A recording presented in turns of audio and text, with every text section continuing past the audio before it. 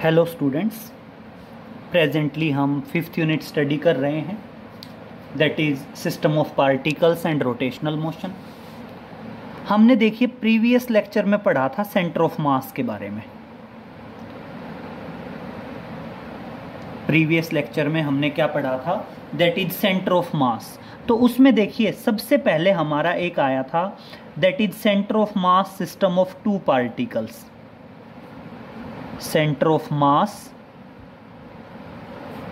System of two particles, system of two particles. Clear? यही था हमारा कि सेंटर ऑफ मास निकालना है हमने, और किसका सेंटर ऑफ मास निकालना है बेटा? सिस्टम ऑफ टू पार्टिकल्स का निकालना है। तो मेरी बात सुनिए बेटा, सिस्टम ऑफ टू पार्टिकल्स का सेंटर ऑफ मास हमारा आया था, that is m1r1 plus m2r2 upon m1 plus m2 upon m1 plus m2। अगर मान लीजिए बेटा मैं इसको पोजीशन वेक्टर की बजाय इसके मैं x कोऑर्डिनेट अलग बताना चाहूँ, y कोऑर्डिनेट अलग बताना चाहूँ, z कोऑर्डिनेट अलग बताना चाहूँ, तो यही कंडीशन क्या आ जाएगी कि सेंटर ऑफ मास का x कोऑर्डिनेट क्या आएगा? m1 का x कोऑर्डिनेट प्लस m2 का x कोऑर्डिनेट और अपॉन क्या आ जाएगा? m1 plus m2। अगर मान लीजिए सेंटर ऑफ मास का मैं y कोऑर्डिनेट बताना चाहूँ, तो सेंटर ऑफ मास का y कोऑर्डिनेट क्या आएगा? m1 का y कोऑर्डिनेट प्लस m2 का y कोऑर्डिनेट और अपॉन क्या आ जाएगा? m1 plus m2। और इसी तरह अगर मैं z कोऑर्डिनेट की बात करूँ तो क्या आ जाएगा? मास m1 उसका z coordinate plus mass m2 multiplied by उसका z कोऑर्डिनेट और अपॉन क्या आ जाएगा? पूरे सिस्टम का मास m1 प्लस m2। क्लियर? तो ये हमारा पोजीशन वेक्टर था। किसका पोजीशन वेक्टर था? Centre of mass system of two particles. और आप चाहो तो centre of mass system of two particles के x कोऑर्डिनेट, y कोऑर्डिनेट और z कोऑर्डिनेट तीनों अलग अलग भी निकाल सकते हैं, अगर आपको अलग अलग मास के x coordinate, y coordinate, z coordinate दिए हुए हों। फिर इसी में हमारा था बेटा next, that is centre of mass system of n particles. That is centre of mass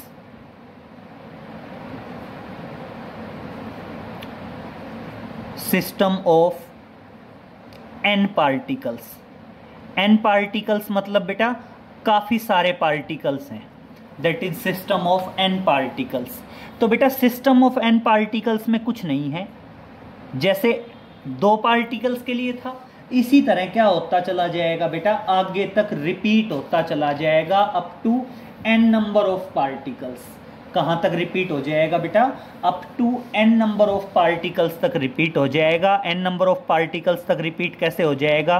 that is m1r1 plus m2r2 plus m3r3 और अप टू कहाँ तक हो जाएगा? mnrn। और सेम नीचे क्या आएगा बेटा? नीचे पूरे सिस्टम का मास होता चला जाएगा, m1 plus m2 plus m3 plus m4 plus m5 up to कहाँ तक आ जाएगा बेटा? mn तक आ जाएगा। ये अपने आप में क्या हुआ बेटा? System of n number of particles का सेंटर ऑफ मास हो गया। और इसको आप चाहो तो समेशन की टर्म्स में भी शो कर सकते हैं। समेशन की टर्म्स में कैसे शो कर सकते हैं? ऊपर वाले पोर्शन को अलग समेशन की टर्म्स में शो कर दो, नीचे वाले पोर्शन को अलग से समेशन की टर्म्स में शो कर दो। तो देखिए इसको हम अगर समेशन की टर्म्स में लिखना चाहें तो समेशन की टर्म्स में हम क्या करेंगे? अलग अलग एक्सप्रेस करेंगे।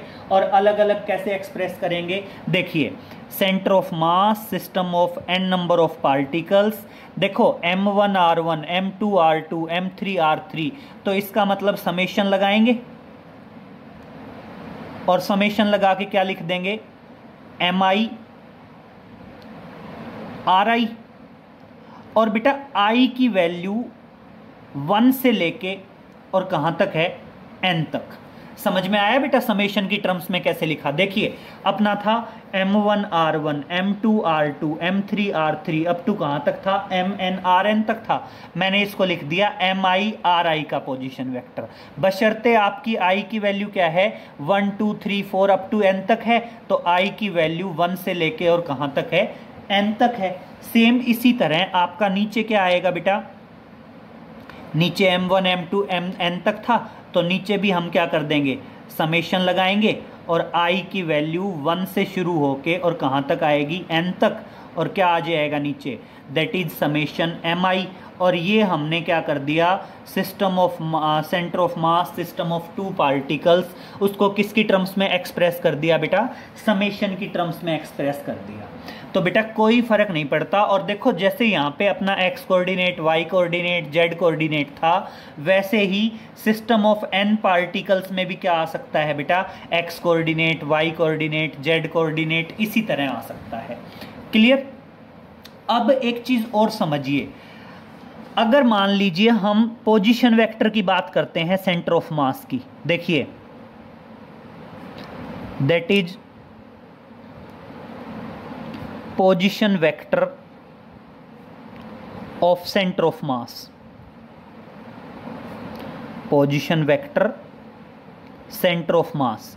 तो position vector centre of mass क्या आया, सिंपल दो पार्टिकल्स के लिए कर लेते हैं, m1 r1 plus m2 r2 upon m1 plus m2। ये हमारा क्या आया, position vector for system of two particles का सेंटर ऑफ मास, मतलब पोजीशन वेक्टर आया किसका, सेंटर ऑफ मास का। इसी तरह अगर मान लीजिए मैं आपको कह दूं that is velocity of centre of mass, velocity of centre of मास, जैसे यहां पे क्या था बेटा, एक पार्टिकल m1 था, उसका पोजीशन वेक्टर था r1, दूसरा पार्टिकल m2 था, पोजीशन वेक्टर था r2, और हमने सेंटर ऑफ मास का पोजीशन वेक्टर निकाल दिया। इसी तरह अगर मान लीजिए मैं ये कहता हूं कि पहले पार्टिकल का मास है m1, उसकी वेलोसिटी है v1, दूसरे पार्टिकल का मास है m2, उसकी वेलोसिटी है v2, और अगर मैं उसकी सेंटर ऑफ मास की वेलोसिटी निकालना चाहूं तो सेंटर ऑफ मास की वेलोसिटी क्या आ जाएगी बेटा, m1 v1 plus m2 v2 upon m1 plus m2। अगर पोजीशन वेक्टर दे रखे हैं दोनों पार्टिकल्स के, सेंटर ऑफ मास का पोजीशन वेक्टर निकालना है, तो ये फॉर्मूला पोजीशन वेक्टर के लिए हो जाएगा। अगर दोनों पार्टिकल्स की वेलोसिटी दे रखी है, सेंटर ऑफ मास की वेलोसिटी निकालनी है, तो ये फॉर्मूला किसके लिए हो जाएगा बेटा, वेलोसिटी ऑफ सेंटर ऑफ मास हो जाएगा। और यही फॉर्मूला आपका किसके लिए हो सकता है, एक्सेलरेशन के लिए भी हो सकता है, that is acceleration of centre of mass, that is acceleration of centre of मास। और अगर मान लीजिए बेटा हम सेंटर ऑफ मास का एक्सेलरेशन निकालना चाहें, तो सेम सेंटर ऑफ मास का एक्सेलरेशन आ जाएगा m1 acceleration of first particle plus m2 into acceleration of second particle, और अपॉन क्या आ जाएगा बेटा आपका m1 प्लस m2। तो बेटा ये कॉन्सेप्ट आपका पोजीशन वेक्टर, वेलोसिटी, एक्सेलरेशन तीनों पे अप्लाई हो सकता है, और सिस्टम ऑफ टू पार्टिकल्स के लिए भी हो सकता है, और आपका सिस्टम ऑफ n पार्टिकल्स के लिए भी हो सकता है। तो इसमें कंफ्यूज नहीं होना है कि सिस्टम ऑफ टू पार्टिकल्स के लिए है या आपका सिस्टम ऑफ n पार्टिकल्स के लिए है। और इसी तरह बेटा अगर आप ये कहना चाहो कि centre of mass of rigid body, अगर कोई रिज्ड बॉडी है और आप रिज्ड बॉडी के सेंटर ऑफ मास की बात करते हैं, तो देखिए आप क्या लिखेंगे, अगर मान लीजिए आप ये कहते हैं कि आपको सेंटर ऑफ मास चाहिए, that is centre of mass of rigid body, कोई भी रिज्ड बॉडी है और रिज्ड बॉडी का हमें सेंटर ऑफ मास चाहिए, तो वो सेंटर ऑफ मास बेटा हम यहां से निकाल सकते हैं। यहां से कैसे निकाल सकते हैं? Summation mi। समेशन का मतलब क्या होता है बेटा? सबको एडअप करके टोटल वैल्यू निकालना, और सबको एडअप करके टोटल वैल्यू इंटीग्रेशन से भी निकाली जा सकती है। तो ये फॉर्मूला जो n नंबर ऑफ पार्टिकल्स के लिए था, तो जो ये समेशन mi था, समेशन mi को हम रिप्लेस कर सकते हैं इंटीग्रेशन ऑफ dm। dm क्या है बेटा? Small mass of the rigid body. और बेटा समेशन ri क्या आएगा? समेशन ri को रिप्लेस कर दिया मान लीजिए पोजीशन वेक्टर से, और नीचे भी क्या आ जाएगा? नीचे भी आपका इंटीग्रेशन आ जाएगा dm। क्लियर? ये आपका सेंटर ऑफ मास का फॉर्मूला आ गया, that is centre of mass of rigid body. Same इसी तरह बेटा centre of mass of rigid body ये आया, तो अगर हम इसका x कोऑर्डिनेट लेना चाहें तो x कोऑर्डिनेट की टर्म्स में यहाँ पे x आ जाएगा, y कोऑर्डिनेट में y आ जाएगा, और z कोऑर्डिनेट में क्या आ जाएगा? z आ जाएगा। किस तरह से? देखो मैं बता रहा हूँ, अगर सेंटर ऑफ मास का x कोऑर्डिनेट निकालना है तो x कोऑर्डिनेट क्या आ जाएगा? Integration dm into x coordinate, और अपॉन क्या आ जाएगा बेटा? इंटीग्रेशन में dm आ जाएगा। क्लियर? अगर मैं इसी तरह y कोऑर्डिनेट की बात करूं, मेरी बात सुनिए बहुत ध्यान से, अगर y कोऑर्डिनेट की बात करूं तो क्या आ जाएगा? Integration of small mass into y coordinate, और अपॉन क्या आ जाएगा? Integration of small mass dm। Same इसी तरह अगर मैं z कोऑर्डिनेट की बात करूं तो z कोऑर्डिनेट में क्या आ जाएगा? Integration of small mass into z coordinate upon integration of small mass. तो ये जो फॉर्मूला है ये बेटा आपका रिज्ड बॉडी के लिए हो सकता है, that is centre of mass of rigid bodies. अगर रिज्ड बॉडीज हैं और रिज्ड बॉडीज का आप सेंटर ऑफ मास निकालना चाहें तो ये चाहो तो आप सीधा पोजीशन वेक्टर निकाल सकते हो, चाहो तो आप अलग अलग कैलकुलेट कर सकते हो। x कोऑर्डिनेट अलग निकाल सकते हैं, y कोऑर्डिनेट अलग निकाल सकते हैं, और आपका z कोऑर्डिनेट अलग आ जाएगा। ये क्या हो गए बेटा? आपके अलग अलग सेंटर ऑफ मास की कंडीशन आ गई। अब उसके बाद बात करते हैं बेटा centre of mass some regular bodies या होमोजीनियस बॉडीज कह सकते हैं। मान लीजिए हमने क्या कैलकुलेट करना है? सेंटर ऑफ मास कैलकुलेट करना है ऑफ सम होमोजीनियस बॉडीज। तो देखिए बात करते हैं centre of mass of homogeneous bodies या रेगुलर बॉडीज मान लीजिए, दैट इज सेंटर ऑफ मास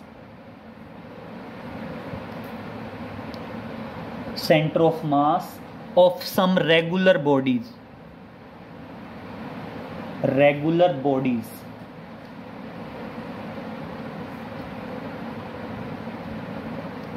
अब देखिए centre of mass of regular bodies में क्या है बेटा? मैं कुछ बॉडीज बताऊंगा और उनका सेंटर ऑफ मास देखेंगे। तो सबसे पहले बात करते हैं बेटा, मान लीजिए यूनिफॉर्म थिन रोड। सबसे पहले हम बात करते हैं यूनिफॉर्म थिन रोड। कोई बेटा यूनिफॉर्म थिन रोड है, यूनिफॉर्म है, और क्या है बेटा? थिन है। तो इसका जो सेंटर ऑफ मास होगा वो कहाँ पे होगा?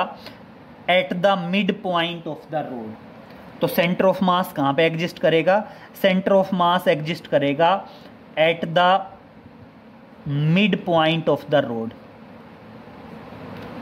At the mid point of the road. Clear? अगर आपकी यूनिफॉर्म थिन रोड है तो उसका सेंटर ऑफ मास कहाँ पे एग्जिस्ट करेगा बेटा?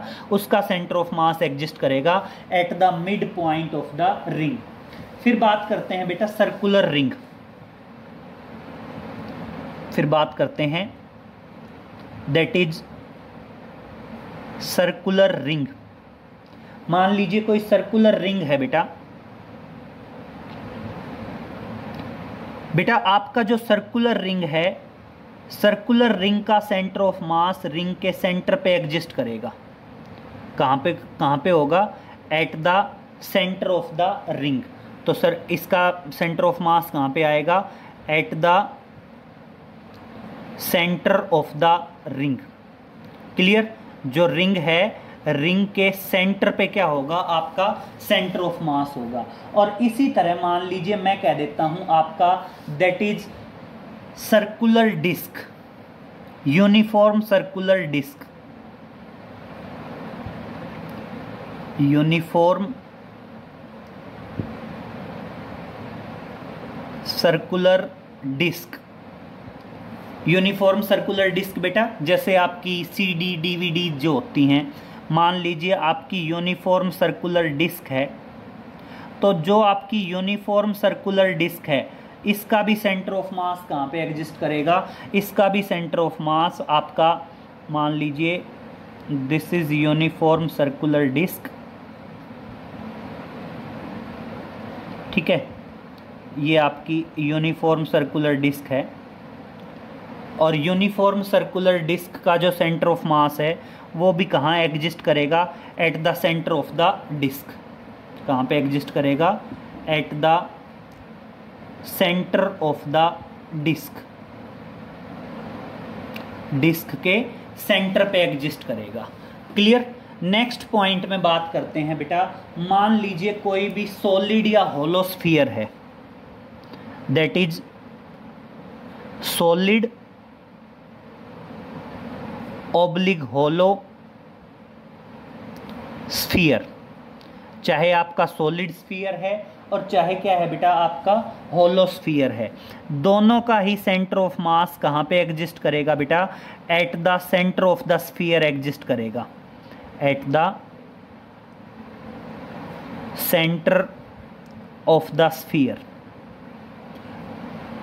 अब मेरी बात सुनिए बेटा, बेसिकली ये डायग्राम 2 डायमेंशनल है, इसीलिए हमें रिंग, डिस्क और स्फीयर दोनों एक जैसे देखने में लग रहे हैं। बाकी आप समझ गए ना, रिंग का मतलब तो है जैसे हम हाथ में जो कड़े वगैरह डालते हैं वो रिंग हैं, जैसे अंगूठी डालते हैं रिंग।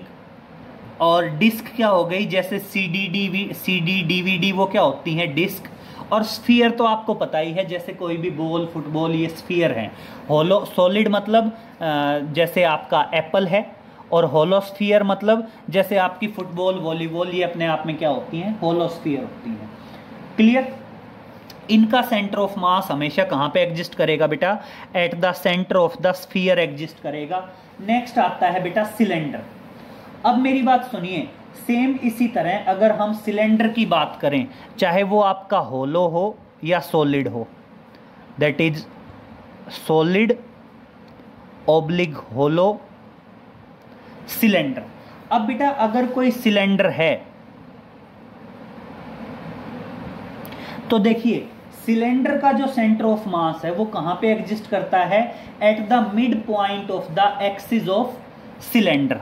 मान लीजिए कोई भी सिलेंडर है, मान लीजिए आपका कोई भी सिलेंडर है, चाहे होलो है और चाहे आपका सॉलिड सिलेंडर है। ये मान लीजिए आपका कोई सिलेंडर है और इस सिलेंडर की बेटा ये क्या आ गई? एक्सिस, जो टॉप और बॉटम दोनों से जो पास होती है उसको बोलते हैं एक्सिस ऑफ द सिलेंडर। और इसके बिल्कुल बिल्कुल मिड में आपका क्या आएगा? सेंटर ऑफ मास आएगा। तो कहां पे बताओगे? Eight the centre of the axis of cylinder. तो क्या कहां बता दोगे? Eight the centre of axis of cylinder. Clear?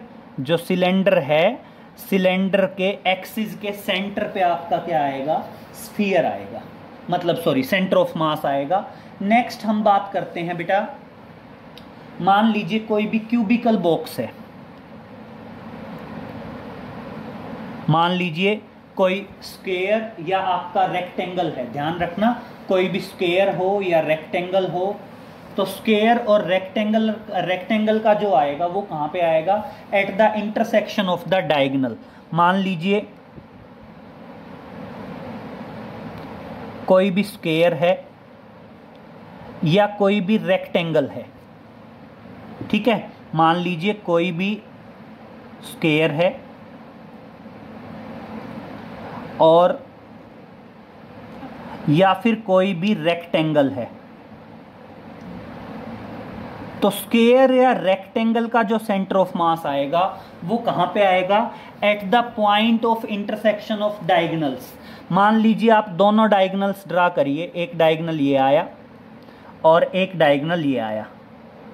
दोनों डायगोनल का जो पॉइंट ऑफ इंटरसेक्शन है ना, वहां पे क्या एग्जिस्ट करेगा? सेंटर ऑफ मास एग्जिस्ट करेगा, चाहे आपका स्क्वायर हो और चाहे आपका रेक्टेंगल हो। आप डायगोनल ड्रा करोगे और दोनों डायगोनल का जो पॉइंट ऑफ इंटरसेक्शन होगा वहां पे क्या एग्जिस्ट करेगा?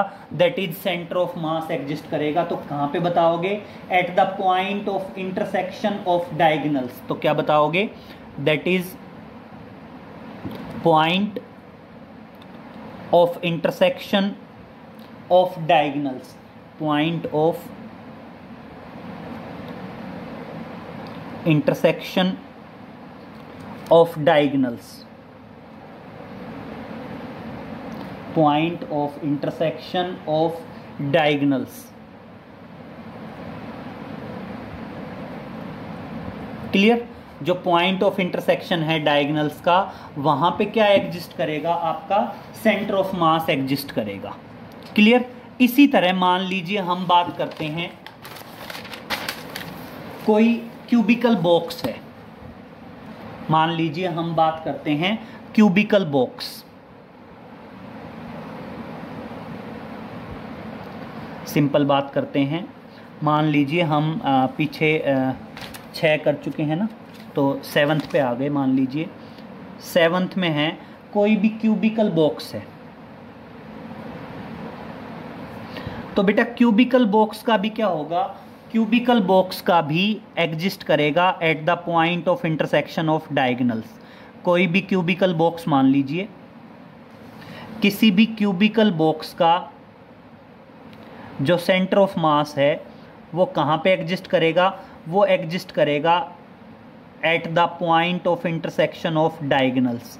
जो पॉइंट ऑफ इंटरसेक्शन होगा डायगोनल्स का, वहीं पे एग्जिस्ट करेगा। मान लीजिए कोई क्यूबिकल बॉक्स है, तो किसी भी क्यूबिकल बॉक्स का भी कहाँ पे एग्जिस्ट करेगा? At the point of intersection of diagonals. That is point of intersection of diagonals. Clear? Next बात करते हैं बेटा, कोई भी ट्राइएंगुलर लेमिना हो। मान लीजिए कोई भी क्या है? ट्राइएंगुलर लेमिना है। That is triangular lamina. बेटा ट्राइएंगुलर लेमिना क्या, लेमिना का मतलब क्या होता है? ट्राइएंगुलर लेमिना का मतलब है जो 2 डायमेंशनल हो, जिसकी थिकनेस नेग्लिजिबल हो। तो अब इसमें देखिए ट्राइएंगुलर लेमिना में क्या होगा? अगर कोई ट्राइएंगुलर बॉडी है, अगर मान लीजिए क्या है, कोई भी ट्राइएंगुलर बॉडी है, ट्राइएंगुलर बॉडी का जो सेंटर ऑफ मास होगा वो कहाँ पे एग्जिस्ट करेगा?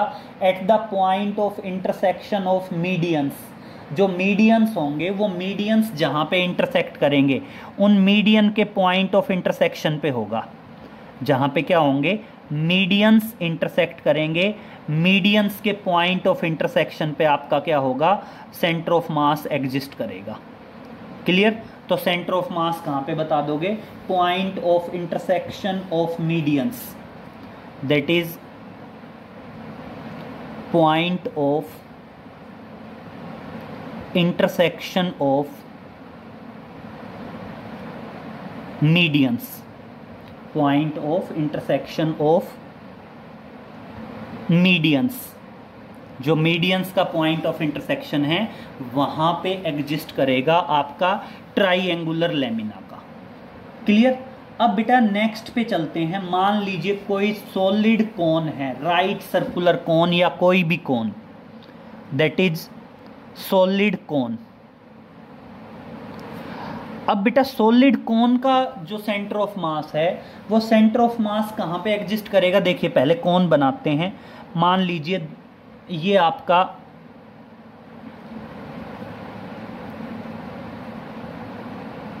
राइट सर्कुलर कोन है। मतलब कौन क्या होता है बेटा, जो जनरली बर्थडे कैप नहीं होती बच्चों की, उस तरह से कौन है। क्लियर। और इस कौन का हमने क्या निकालना है, सेंटर ऑफ मास निकालना है। तो देखिए ये सेंटर है O, तो बेटा इसका सेंटर ऑफ मास कहाँ पे एग्जिस्ट करता है, या तो आप ऊपर से बता सकते हैं that is 3/4 height from the apex. मतलब सेंटर ऑफ मास कहाँ पे एग्जिस्ट करेगा, ऊपर से या तो 3/4 H पे बताओ भाई, ये टॉप है और ये इसका सेंटर पॉइंट है, ये टोटल हाइट है H, ये टोटल हाइट क्या है, H है। तो अब देखिए अगर मैं सेंटर ऑफ मास की बात करूं तो सेंटर ऑफ मास मान लीजिए यहां कहीं आएगा और यहां कहीं आएगा, तो मतलब टॉप से कितना होगा आपका, टॉप से तो होगा 3/4H। अगर हम टॉप से बताएं तो टॉप से तो 3/4 ऑफ H होगा। क्लियर। और अगर मैं बॉटम से बताना चाहूं तो बॉटम से क्या रहेगा बेटा, बॉटम से रहेगा 1/4H। ध्यान रहेगा। सेंटर ऑफ मास की अगर मैं बात करूं तो सेंटर ऑफ मास ये मान लीजिए टॉप से तो कितना होगा, टॉप से तो 3/4H पे होगा, H क्या है, हाइट ऑफ द कोन है। और अगर मैं सेंटर से बताना चाहूं तो कहां पे होगा, 1/4H पे होगा। तो ये बेसिकली क्या है, दैट इज 3/4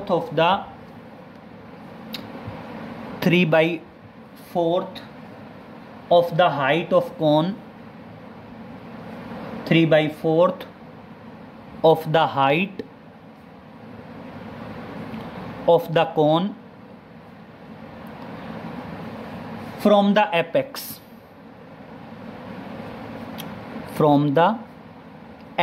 apex मतलब टॉप, जो आपका टॉप है एपेक्स से 3/4H पे जो आएंगे तो वो आपकी क्या आ जाएगी, 3/4H पे आपका सेंटर ऑफ मास होगा। और किसका, दैट इज सॉलिड कोन का।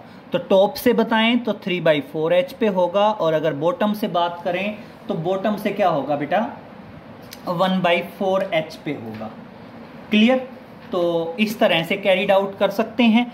अब देखिए इसी से रिलेटेड हम एक क्वेश्चन करवा देते हैं, जो हम सेंटर ऑफ मास की बात कर रहे थे। जैसे एक सबसे सिंपल क्वेश्चन की बात करते हैं, एक आपका पोजीशन वेक्टर का करा देते हैं और एक करवा देते हैं वेलोसिटी का। तो देखिए सबसे पहले हम बात करते हैं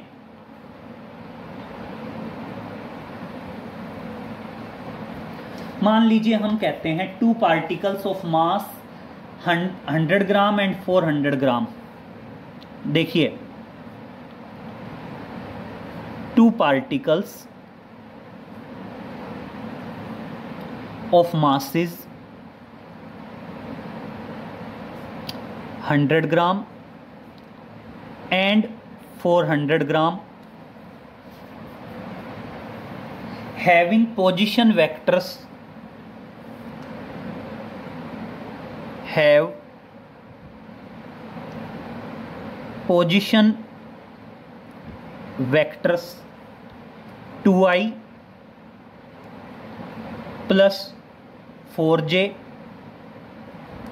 plus 12k and minus 6i plus 3j plus 2k centimetre respectively. Clear. 2 particle दे रखे हैं, एक का मास 100 ग्राम है और एक का मास है 400 ग्राम। दोनों के पोजीशन वेक्टर दे रखे हैं। और अब क्या कहता है, find the position vector of centre of मास। हमने क्या निकालना है, find position vector of centre of मास। हमने पोजीशन वेक्टर निकालना है किसका, सेंटर ऑफ मास का। और देखो मैंने बताया था पोजीशन वेक्टर निकालना है तो पोजीशन वेक्टर वाला फॉर्मूला, वेलोसिटी निकालनी है सॉरी वेलोसिटी निकालनी है तो वेलोसिटी वाला फॉर्मूला, और एक्सेलरेशन निकालना है तो एक्सेलरेशन वाला फॉर्मूला। तो देखिए इसी से एक क्वेश्चन, इसी से रिलेटेड एक क्वेश्चन और ले लेते हैं, मान लीजिए दोनों क्लियर हो जाएंगे। वो कहता है two bodies of mass 5 kg and 1 kg, two bodies of masses 5 kg and 1 kg are moving with velocities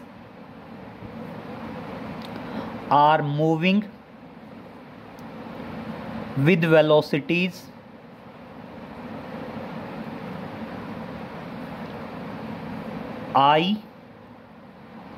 minus 5j plus 2k and minus 5i plus 20j minus 2k metre पर second respectively. और अब कहता है find the velocity of centre of mass, find the velocity of centre of mass. तो मेरी बात सुनो बेटा, कंफ्यूज होने की जरूरत नहीं है। दोनों पार्टिकल्स का मास दिया है, अगर दोनों पार्टिकल का पोजीशन वेक्टर देगा तो हम सेंटर ऑफ मास का पोजीशन वेक्टर निकाल सकते हैं डायरेक्ट। दोनों पार्टिकल का मास और दोनों पार्टिकल्स की वेलोसिटी देगा तो हम डायरेक्ट क्या कर सकते हैं, सेंटर ऑफ मास की वेलोसिटी निकाल सकते हैं। तो देखिए आप क्या बताओगे, सेंटर ऑफ मास का पोजीशन वेक्टर की बात करेंगे तो सेंटर ऑफ मास का पोजीशन वेक्टर क्या आएगा, that is m1r1 plus m2r2 और अपॉन क्या आ जाएगा बेटा, m1 प्लस m2। और अगर सेंटर ऑफ मास की वेलोसिटी की बात करेंगे तो यही फॉर्मूला क्या आ जाएगा, m1v1 plus m2v2 upon m1 plus m2। और यही फॉर्मूला इसी तरह एक्सेलरेशन के लिए भी अप्लाई हो सकता है। सेम पैटर्न में हम ये फॉर्मूला किसके लिए अप्लाई कर सकते हैं, एक्सेलरेशन के लिए भी अप्लाई कर सकते हैं। तो देखिए बस, बाकी तो सिंपल मैथमेटिक्स है। तो देखिए r क्या आ जाएगा, m1। अब देखिए अगर ग्राम में है तो किलोग्राम में कन्वर्ट करने की रिक्वायरमेंट नहीं है, बस ध्यान रखना है दोनों मास या तो किलोग्राम में हो या दोनों ग्राम में हो, क्योंकि हमने उसी पोर्शन से डिवाइड भी तो करना है। तो देखिए हम बात करते हैं m1 100 और m1 का पोजीशन वेक्टर क्या आ गया, 2i plus 4j plus 12k, ठीक है, प्लस m2 कितना है 400 और r2 कितना है, that is minus 6i plus 3j plus 2k और अपॉन क्या आ गया बेटा, m1 प्लस m2। तो जस्ट आपका मल्टीप्लिकेशन थोड़ा ज़्यादा होने वाला है, बाकी कोई प्रॉब्लम नहीं है। और देखिए मल्टीप्लिकेशन के लिए भी हम क्या कर लेते हैं, ऊपर से 100 कॉमन ले लेते हैं। देखिए ऊपर से मैंने 100 कॉमन लिया तो क्या बचा, 1 into 2i plus 4j plus 12k plus 4 और क्या बच गया, minus 6i plus 3j plus 2k और अपॉन डिवाइडेड बाय क्या आ गया, 400 plus 100 that is 500।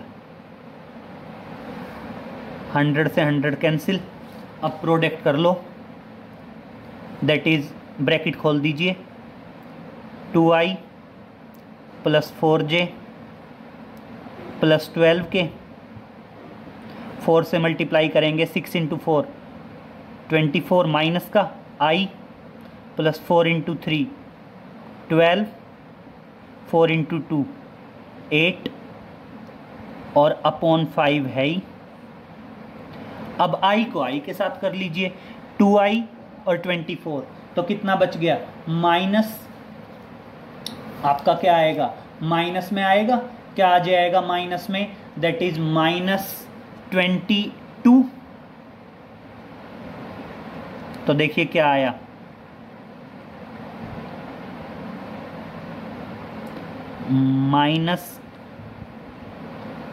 -22 I cap 12 + 4 that is 16